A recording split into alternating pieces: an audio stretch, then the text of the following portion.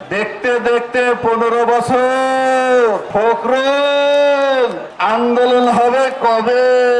নাম আমি বলতে চাই না। আন্দোলন হয়েছে, কোথায় পালিয়েছেন আমরা জানি না। পালাবো কোথায়? আপনার ঠাকুরগার বাসায় জায়গা দিবে? সোনা চাঁদ পিতলা ঘুঘু আপনি আসুন, আসার সে ক্ষমতা নেই। এরকম একজন দুর্ধর্ষ গণতন্ত্র হত্যাকারী লুটপাটকারীর দলের সাধারণ সম্পাদক বাংলাদেশ থেকে কিভাবে পালিয়ে গেল তা জানতে চাই। দীর্ঘ সংগ্রাম আন্দোলন, বারবার বাংলাদেশ পথ হারিয়েছে স্বৈর শাসনের কারণে। সর্বশেষ জুলাই বিপ্লবের মধ্য দিয়ে দীর্ঘদিন যে স্বৈর শাসক জগদ্দল পাথরের মতন আমাদের ঘাড়ে চেপে বসেছিল, ছাত্র জনতার বিপ্লবের মধ্য দিয়ে সেটির অবসান ঘটেছে। আজকে এখানে বসে সে কথাগুলোই মনে হচ্ছে। কথা বেশি বলবো না আমি।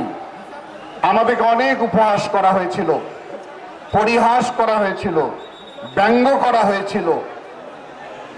ওনাদের দলের যিনি সাধারণ সম্পাদক ছিলেন, উনি বক্তৃতা একদিন বললেন, দেখতে দেখতে 15 বছর, সামনে আরো 5 বছর, মানুষ বাঁচে কয় বছর? ফখরুল আন্দোলন হবে কবে?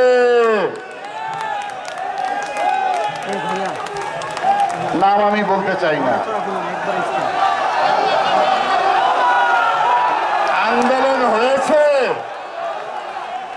ওবায়দুল কাদের কোথায় পালিয়েছেন আমরা জানি না। উনি বললেন, ফখরুল পালাবো কোথায়?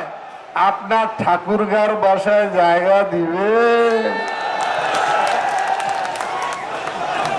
আমি মনে করি আমাদের মহাসচিবের বাসার সব দরজা খোলা রয়েছে। সোনা চাঁদ পিতলা ঘুঘু আপনি আসুন, আসার সে ক্ষমতা নেই।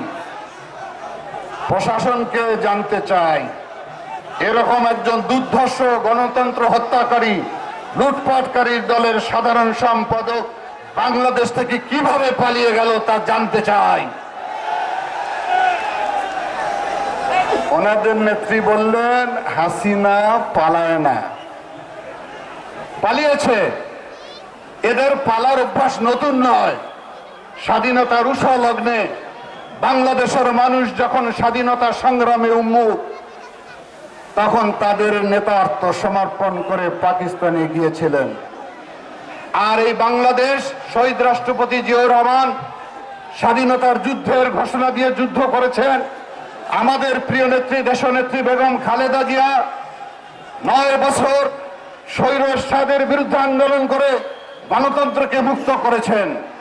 আমাদের এই সময়ের প্রিয় নেতা তারেক রহমান দীর্ঘ 16 বছর আমাদেরকে নেতৃত্ব দিয়ে বাংলাদেশের মুক্তিকামী মানুষকে একটি গণতন্ত্রের পথে এগিয়ে নিয়ে গেছে। নতুন বাংলাদেশ আমরা দেখতে পাচ্ছি, যে বাংলাদেশের পূব আকাশে সূর্য উদিত হয়েছে, ধীরে ধীরে মধ্য গগনে উদিত হচ্ছে।